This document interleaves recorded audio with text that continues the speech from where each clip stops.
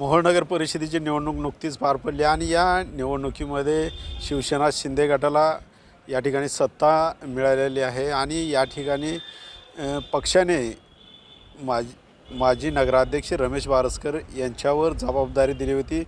त्यांना आता राज्याचं पद देखील उपमुख्यमंत्री एकनाथ शिंदे यांनी दिलेलं आहे।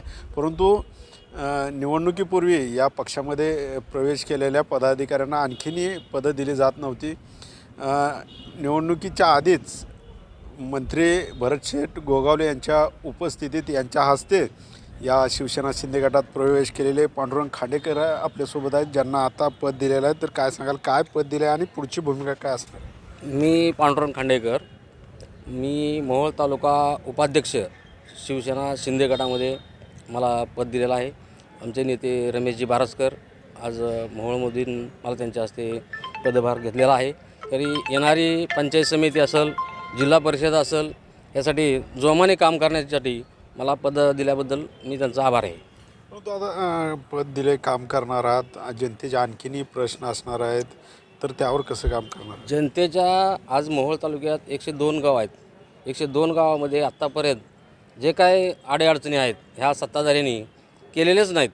त्याच्यामुळं प्रत्येक गावाला पाणी असेल, रस्ता असेल, लाईट असेल, ह्याच्यासाठी जितक्या जोरात काम करता येईल तेवढ्या पद्धतीने आम्ही काम करू। यापूर्वी आपण ज्या पक्षात होतो त्या पक्षात देखील आपण जनतेच्या प्रश्नावर जोरदार प्रशासनाशी भांडलात, आंदोलन मोर्चे देखील केलात। तर आता शिवसेना शिंदे गटात देखील आला आहात, तर आता काय भूमिका असणार आहे? निवडणुका देखील आता जिल्हा परिषद पंचायत समितीच्या होऊ घातलेल्या आहेत, तर काय भूमिका राहील?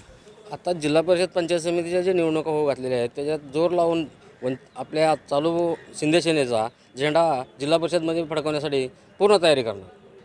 आपली काय इच्छा आहे का निवडणूक लढवण्याची वगैरे? पक्षाने आदेश दिला तर मी नरखेड गटातून पंचायत समितीसाठी उमेदवारी दाखल करणार आहे।